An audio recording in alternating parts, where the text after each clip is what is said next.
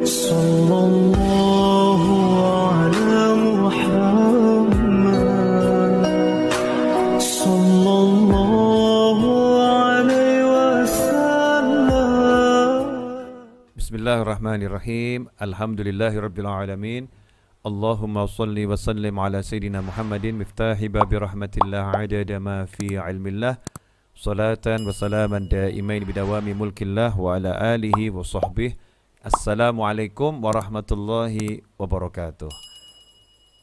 Alhamdulillah, di penghujung tanggal 5 Oktober, beberapa saat lagi kita akan pindah tanggal 6 Oktober, saya dapat hadiah dari sahabat saya TNI yang hari ini lagi ulang tahun yang ke-76. Dirgahayu TNI yang ke-76. Insyaallah TNI semakin berjaya untuk menjadi benteng terdepan pertahanan NKRI, insyaallah. Nah, hadiahnya apa ya? Di balik merah putih ini ada satu hadiah yang sangat saya senangi. Mudah-mudahan berkah dan manfaat. Dan ini akan terus saya bawa insyaallah kalau saya ceramah. Karena dahulu Nabi SAW juga punya yang mirip seperti ini. Ya, punya tongkat kecil. Rasulullah SAW punya tongkat kecil. Nih, ini tongkat ini indah dan menyenangkan hati saya. Nah, bagus kan?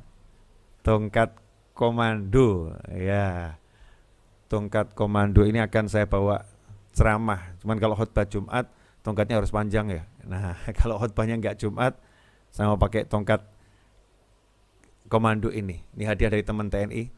Jazakumullah khairan. Kawan-kawan TNI khususnya yang beri saya hadiah ini, walaupun tidak saya sebutkan namanya. Ya, ini akan selalu saya kenang nih. Dirgahayu TNI yang ke-76. Terus temanya apa nih kajian malam hari ini? Santai-santai ini ya, sambil menggenggam tongkat yang baru ini. Jangan dilirik ya. Habis buat saya, oh sorry bro, ini tidak buat siapa-siapa ini. Tongkat saya udah sering diambil orang. Nah, yang ini mau saya simpen terus insyaallah. Mau saya pakai berdakwah. Sunnah Nabi SAW megang tongkat. Kalau tongkatnya yang panjang nanti saya dipanggil Pak Tua. Ini sering saya pakai tongkat yang panjang waktu ditawari pramugari. Bapak mau sambilkan kursi? Masya Allah. Ya, dikira saya lagi sakit kaki itu. Padahal mau jalankan sunnah Nabi Muhammad SAW. Mungkin sayanya aja belum semiran rambutnya ya. Nah, kalau yang ini, walaupun rambut saya putih mungkin tetap orang paham. Ini tongkat komando. Enak megangnya ya. Megangnya enak, kayunya bagus, pokoknya keren abis kata orang ya, keren abis. Dan tidak dirasa insyaallah Jumat tanggal 8 Oktober kalau saya nggak salah masehinya, Maseto ya, 8 Oktober hari Jumat itu tepat dengan tanggal 1 Rabiul Awal. 1 Rabiul Awal itu jatuh di hari Jumat 8 Oktober. Jadi Jumat pertama bulan Maulid itu jatuhnya di tanggal 1 Rabiul Awal 8 Oktober. Nah, bulan Maulid adalah bulan kelahiran Nabi Muhammad SAW. Maka sudah sepatutnya di bulan tersebut kita lebih banyak berupaya untuk mengenang, mengingat, dan meneladani Nabi Muhammad SAW.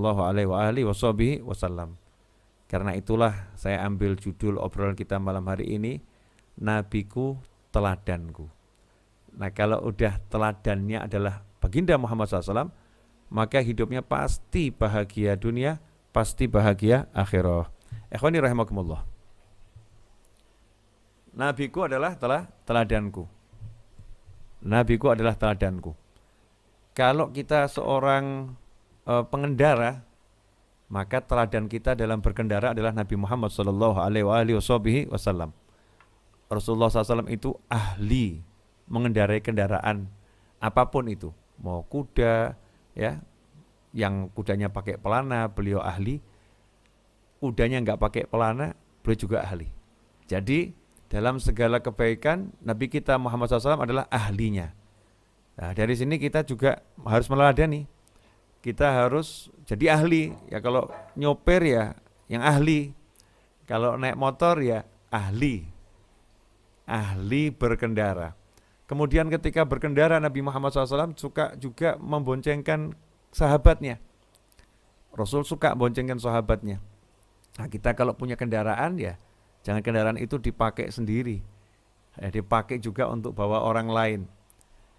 Untuk boncengkan orang yang halal loh ya, jangan boncengkan laki-laki, boncengkan cewek yang nggak halal, nanti repot itu. Apalagi kalau tanda petik ya. Nah, itu enggak meneladani Nabi Muhammad SAW. Kalau teladani ya sesuai dengan aturan syariat. Motornya di jalan lihat ada orang mau ke masjid, kita naik motor sendirian, sama-sama mau ke masjid. Kita laki, yang di jalan laki. Mau kemana Pak? Mau ke masjid. Udah ayo bareng sama saya, boncengkan. Nah ini meneladani Nabi Muhammad SAW. Dalam semua aspek kehidupan. Nah sekarang banyak di antara kita yang kebingungan menjalani hidup. Seharusnya nggak perlu bingung. Ya kenapa nggak perlu bingung menjalani hidup? Karena yang memiliki hidup yaitu Allah Subhanahu wa taala sudah mengirimkan utusan terbaiknya Allah taala yaitu baginda Muhammad SAW untuk menjelaskan cara hidup. Jadi cara hidup ini sudah dijelaskan oleh Allah secara detail lewat Nabi Muhammad SAW. Kalau udah dijelaskan secara detail oleh Rasulullah SAW, berarti ya nggak ada yang perlu dipusingkan lagi dalam kehidupan. Karena yang menghidupkan kita sudah menjelaskan. Nah kenapa kita jadi pusing? Ya karena kita nggak belajar penjelasan Allah. Nggak belajar cara yang diajarkan Allah lewat utusannya. Ya, saya misalnya pengen ketemu dengan seorang pengusaha. Pengen ketemu ya untuk urusan bisnis.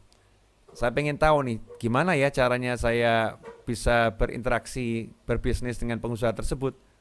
Kemudian pengusahanya mengirimkan asisten terbaiknya kepada saya untuk menjelaskan cara untuk ketemu dengan pengusaha tersebut dan juga cara untuk berbisnis dengan pengusaha tersebut.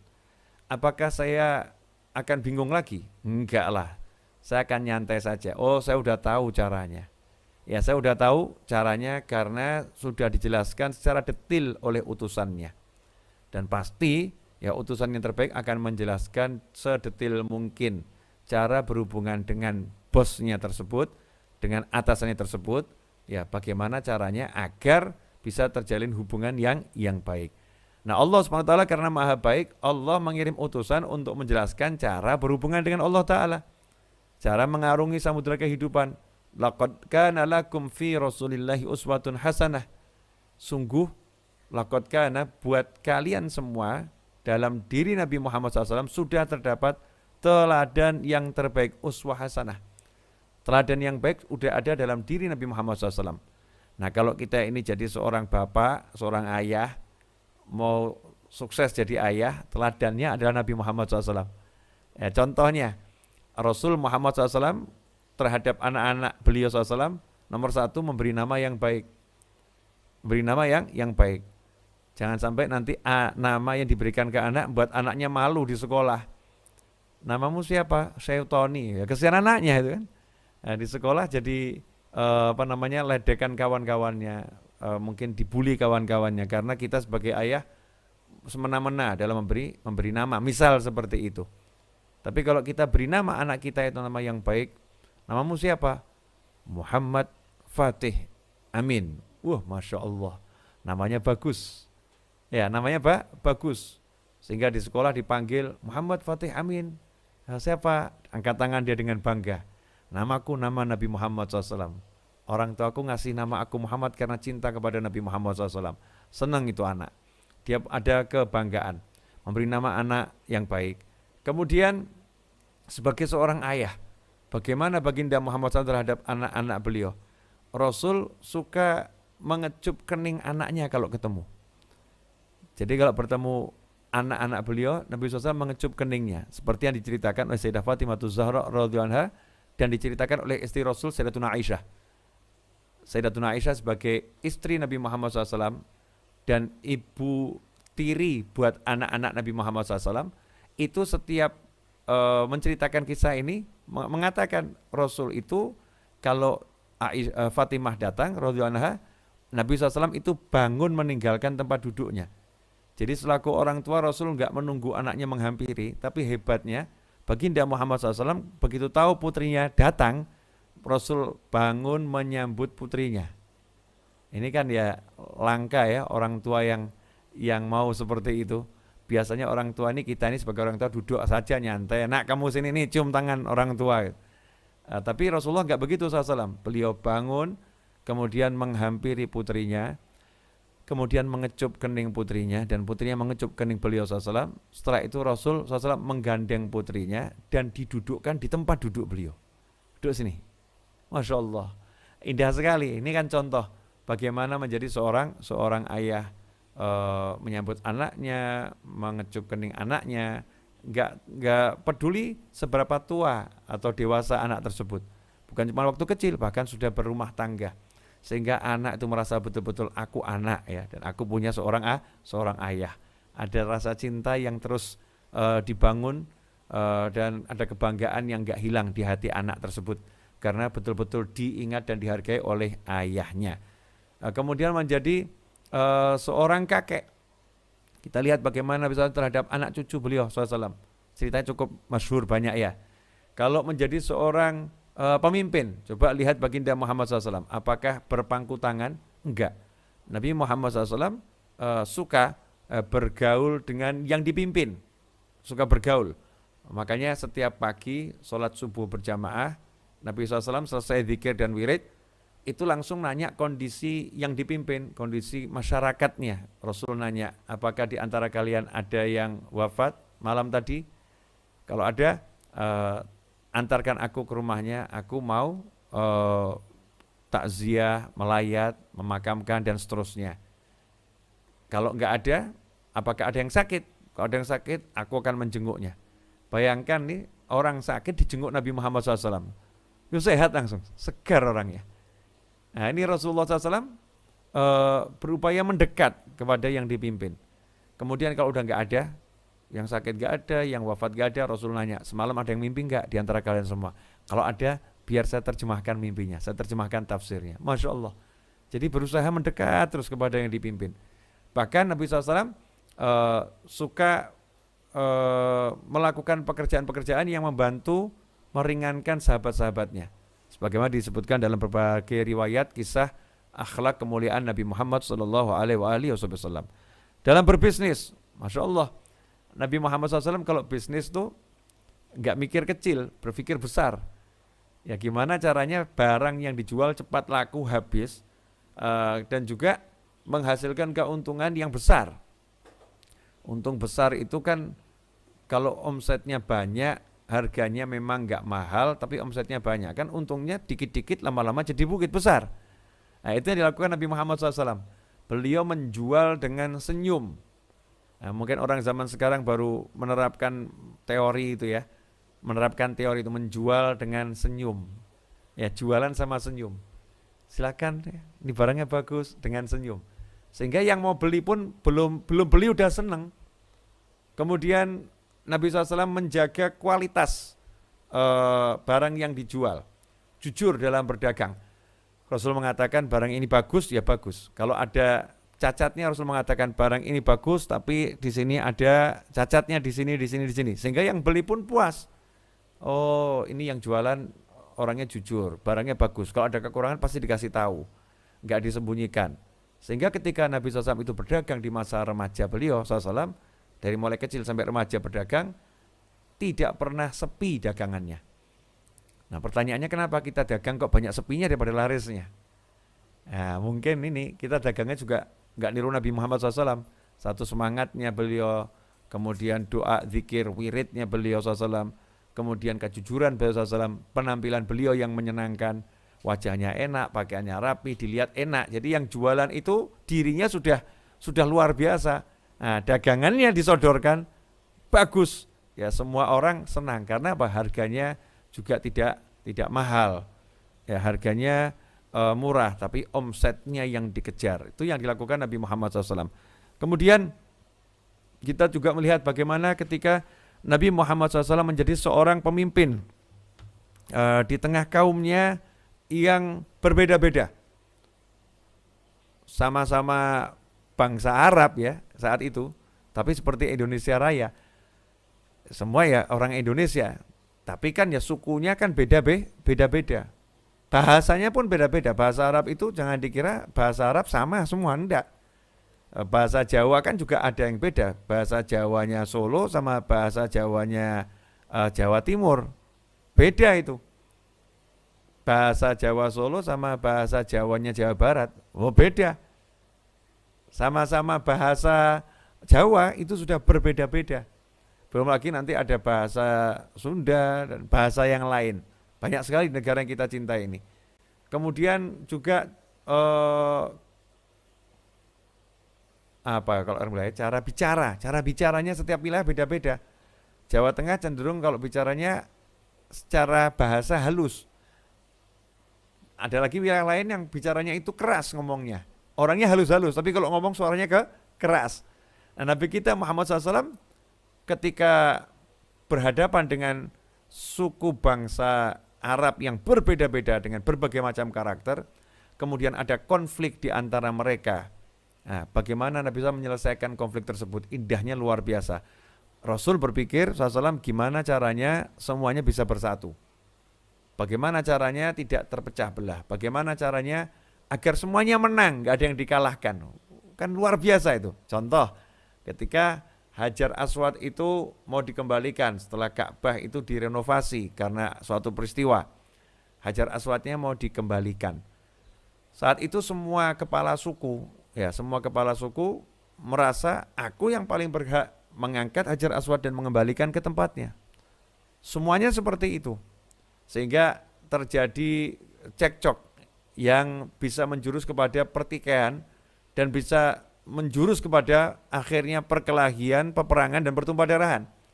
Nah, saat itulah mereka negosiasi agar diambil kesepakatan siapa nanti yang ngangkat Hajar Aswad. Tapi negosiasi gagal terus karena masing-masing merasa aku dan aku. Sampai akhirnya mereka mengatakan ya sudah gini saja. Kita semua nggak ada yang ngangkat deh. Siapa yang muncul dari pintu sebelah sana, yang pertama kali muncul di hari ini dari pintu sebelah sana, itu yang akan mengangkat Hajar Aswad. Semuanya sepakat. Maka muncullah Nabi Muhammad SAW. Kemudian mereka mengatakan Al-Amin. Oh itu yang bisa dipercaya. Dia yang datang, pas sekali ini. Cocok kalau beliau yang mau ngangkat, kita semua sepakat. Senang semuanya. Jadi Rasul belum mengangkat SAW, itu semua udah senang kalau yang mengangkat Nabi Muhammad SAW. Tapi coba lihat apa yang dilakukan Rasulullah SAW ketika ya diberi tonggak kepemimpinan. Ya, disuruh mengangkat Hajar Aswad dan mengembalikannya ke tempat semula. Apakah Nabi SAW mengatakan, iya memang aku yang pantas, memang aku yang paling hebat, memang aku yang paling baik, jadi akulah yang meletakkannya. Apakah seperti itu? Tidak.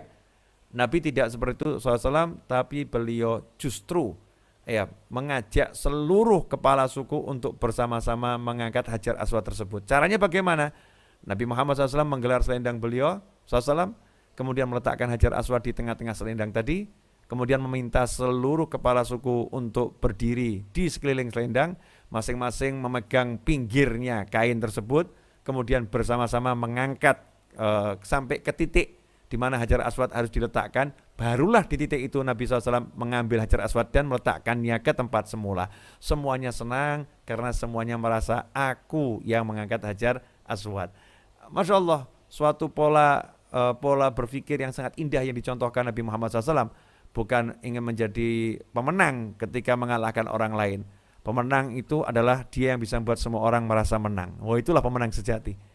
Ya, menang itu bukan dengan mengalahkan orang lain, tapi menang itu dengan membuat semuanya menjadi menang. Ini baru kemenangan yang luar biasa, dan itu yang dicontohkan oleh baginda Muhammad sallallahu alaihi wasallam. Ya, nabiku adalah teladanku, panutanku. Dalam segala hal, dalam urusan hutang, gimana cara melunaskan hutang, udah diajarkan Nabi Muhammad SAW. Ketika bersama pasangan hidup, bagaimana caranya? Udah diajarkan Nabi Muhammad SAW. Ketika makan, sudah ada caranya. Minum, berdiri, duduk, berbaring, tidur. Sampai kalau mimpi, ya sampai mimpi apapun, itu sudah ada caranya. Menyikapi mimpi tersebut diajarkan oleh Nabi Muhammad SAW. Kalau kemudian ketemu orang di jalan, orangnya lagi berdiri, orangnya lagi duduk di suatu tempat, orangnya duduk di kendaraan, bagaimana cara menyapanya? Sudah diajarkan oleh Nabi Muhammad SAW. Semuanya sudah diajarkan. Nah, kalau kita mau meneladani Nabi SAW, maka urusan kita itu akan jadi indah, beres, ya, dan semuanya menyenangkan. Nah, ikhwani rahimakumullah, 1 Rabiul Awal adalah tonggak buat kita. Yuk belajar kehidupan Nabi Muhammad SAW. Belajar bagaimana Rasul SAW bersama keluarganya, Rasul bersama masyarakatnya, dan seterusnya. Kalau kita mau belajar, kita tinggal contoh, maka semua yang kita alami ini udah ada contohnya dari Nabi Muhammad SAW. Indah dan akan mudah menjalani hidup. Nah, insya Allah 20 menit sudah saya bicara, entah terasa, entah tidak terasa. Ya 20 menit, mudah-mudahan berkah dan manfaat. Karena 2 menit lagi kita akan pindah hari, berubah menjadi Rabu dini hari, kurang lebih 2 menit lagi. Jadi cukup sekarang saya ucapkan Dirgahayu TNI yang ke-76. Insya Allah Indonesia semakin jaya dengan TNI di depan sebagai garda yang terdepan untuk mengayomi bangsa dan negara yang kita cintai ini. Jazakumullah khairan. Untuk kawan TNI, terima kasih. Ya, tongkat komandonya, jazakumullah khairan. Insyaallah berkah dan manfaat dunia sampai akhirah. Amin. Wa'afu minkum.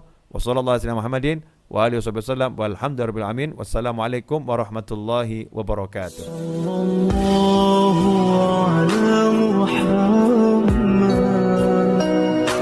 Sallallahu